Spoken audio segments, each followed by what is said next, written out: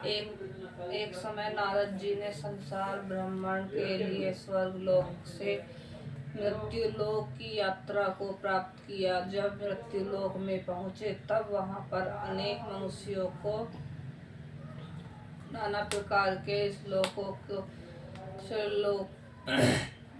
से दुखी देखा कि किसी मनुष्य को पुत्र से दुखी देखा, किसी को धन के लिए रोते बिलखते देखा। जब सारा मृत्युलोक घूम चुके तब उनके मन में यह विचार उत्पन्न हुआ कि श्री बृहस्पति जी के बहुत दिनों के दर्शन नहीं किए हैं, सो इनके दर्शन भी करते चले। ऐसा मन में विचार करते वे श्री बृहस्पति जी के स्थान पर पहुंच गए। श्री बृहस्पति जी ने श्री नारद जी के आगमन पर बड़ा हर्ष प्रकट किया। ओ नारद जी, बोले, आप अपने आने का कारण मुझे बतलाएं। जिस विचार से आप आज मेरे स्थान पर पधारे हैं, निसंकोच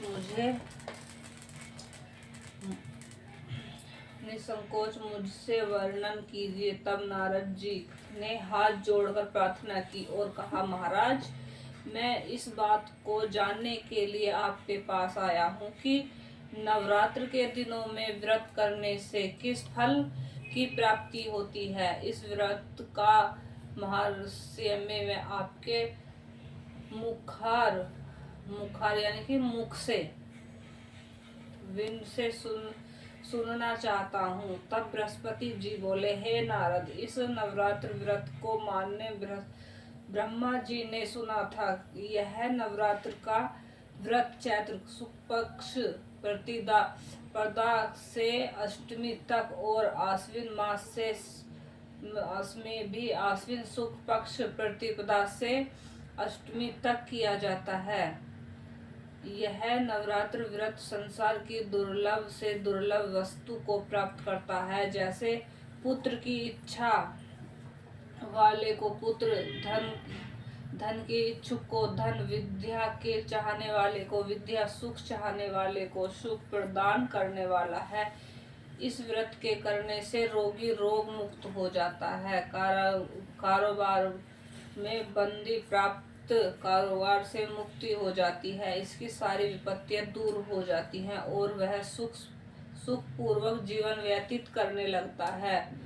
तब स्त्री पुत्र प्राप्ति करती है। तब समस्त पापों को दूर करने के लिए करने वाले इस व्रत के करने से ऐसा कौन सा मनोरथ है जो सिद्ध नहीं हो सकता। जो मनुष्य इस अलभ्य मनुष्य देह को पाकर भी यानी कि अच्छी स्वस्थ दही हमारे बॉडी नवरात्र व्रत नहीं करता है, वह माता और पिता से हीन हो जाता है, अर्थात उसके माता पिता मृत्यु लोक को प्राप्त हो जाते हैं और वह अनेक दुखों को भोगता है। उसके शरीर में कुष्ठ यानी कि रोग कुष्ठ हो जाता है और अंगहीन हो जाता है। उससे संतानोत्पत्ति का समर्थन नहीं रह जाता। इस प्रकार वह मूर्ख अनेक दुख भोगता है। इस व्रत को न करने वाला निर्दयी मनुष्य धन और धान्य से रहित हो भूख और प्यास से पीड़ित होकर पृथ्वी पर घूमता है और गूंगा हो जाता है। जो सधवा स्त्री भूलवश इस व्रत को नहीं करती, वह पति से हीन होकर नाना प्रकार के दुखों को भोगते हैं। नवरात्र में यदि व्रत करने वाला मनुष्य सारे दिन का उपवास न कर सके तो एक समय भोजन करे और उस दिन बाधा बंधों सहित नवरात्र व्रत की कथा श्रवण करे।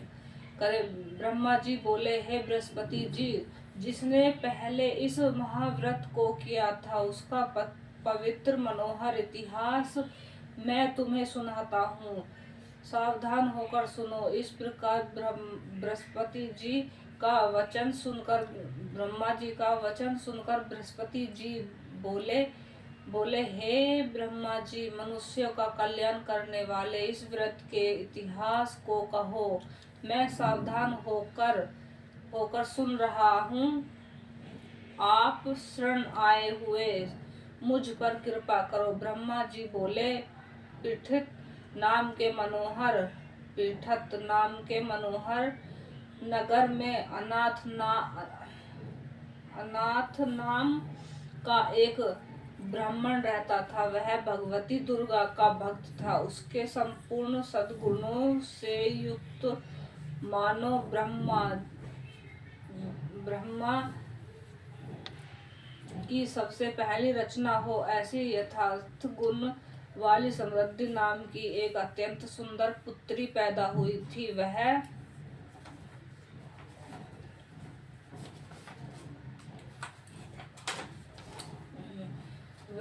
कन्या सुपुत्री अपने पिता के घर बालकपन में अपनी सहेलियों के साथ क्रीड़ा करती हुई इस प्रकार बढ़ने लगी, जैसे सूर्य पक्ष में चंद्रकला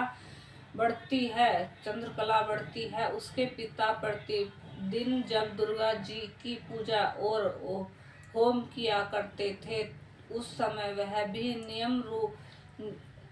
नियम से वहां उपस्थित होती थी। एक दिन वह समृद्धि अपनी सखियों के साथ खेलने गई थी और भगवती के पूजन में उपस्थित नहीं हुई। उसके पिता को पुत्र की ऐसी असावधानी देखकर बड़ा क्रोध आया और पुत्री से कहने लगे कि हे दुष्ट पुत्री, आज प्रमादवश तूने भगवती दुर्गा का पूजन नहीं किया। इस कारण मैं किसी कुष्ठ और दरिद्रता के साथ तेरा विवाह करूंगा। इस प्रकार कुपुत्री पिता का वचन सुनकर सुमति को बड़ा दुख हुआ। वह पिता को कहने लगी कि हे पिताजी, मैं आपकी कन्या हूँ। मैं सब तरह से आपके अधीन हूँ। जैसे आपकी इच्छा हो वैसा ही करो। कुष्ठी अथवा दरिद्रती किसी के साथ जैसे तुम्हारी इच्छा हो, मेरा विवाह वैसा कर सकते हो, पर होगा वही जो मेरे भाग्य में लिखा है। मनुष्य न जाने कितने मनोरथों का चिंतन करता है, परंतु होता वही है जो भाग्य में विधाता ने लिखा है। जो मनुष्य जैसा कार्य करता है, उसको फल भी उसी कर्म के अनुसार मिलता है। क्योंकि कर्म करना मनुष्य के अधीन है, पर उसका फल सदैव के अधीन है। उसका फल देव के अधीन है। जैसे अग्नि में तरणादि पड़ने पर वह उसको अधिक प्रतिपदा कर देते हैं, उसी तरह अपनी कन्या के ऐसे निर्भयता से कहे हुए वचन सुन कर उस ब्राह्मण को अधीन क्रोध आया। तब उसने अपनी कन्या का कुष्ठी के साथ विवाह, कुष्ठी यानी कि बहुत गरीब कोढ़ी ऐसे इंसान के साथ उसका विवाह कर दिया। और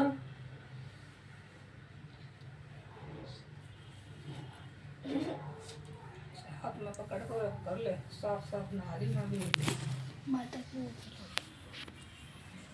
हाँ ऐसा रखना।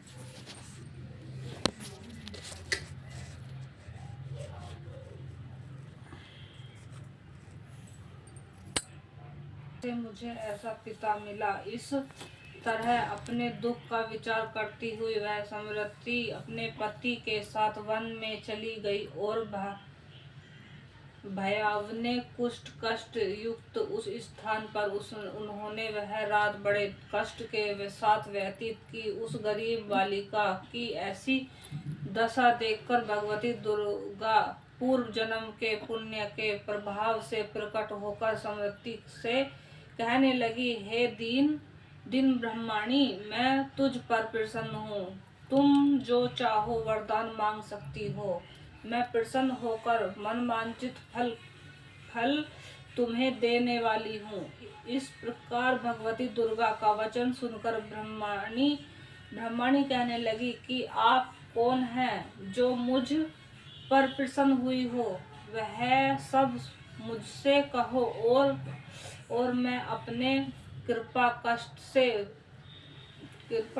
कटाक्ष से तुझ दीन दासी को कृतार्थ करूंगी। ऐसा ब्रह्माणी का वचन सुनकर देवी कहने लगी कि मैं आदि शक्ति हूँ और मैं ही ब्रह्म विद्या हूँ, मैं सरस्वती हूँ। मैं प्रसन्न होने पर प्राणियों के दुख दूर कर उनको सुख प्रदान करती हूँ। हे ब्रह्माणी, मैं तुझ पर तेरे पूर्व जन्म के पुण्य के प्रभाव से प्रसन्न हूँ। मैं तुम्हारे पूर्व जन्म का वृत्तांत सुनाती हूँ। तू पूर्व जन्म में निषाद भील की स्त्री थी और अतीत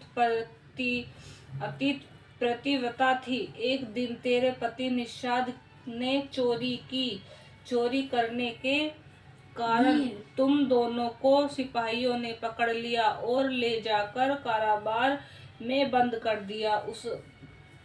दिया। उन लोगों ने तुझको और तेरे पति को भोजन भी नहीं दिया। इस प्रकार नवरात्र के दिनों में तुमने न तो कुछ खाया और ना ही जल पिया, इसीलिए 9 दिनों तक नवरात्र का व्रत हो गया।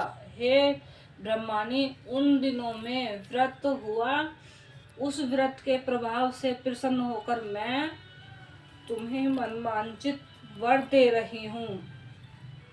तुम्हारी जो इच्छा हो सो मांग लो। इस प्रकार दुर्गा जी के कहे हुए वचन को सुनकर ब्रह्माणी बोली कि यदि आप मुझ पर प्रसन्न हो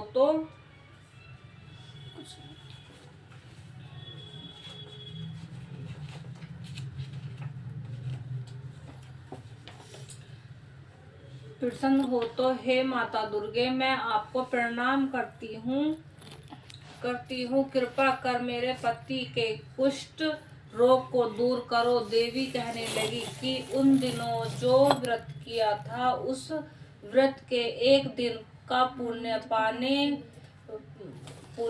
अपने पति का कुष्ठ दूर होने के लिए मुझ से अर्पण करो।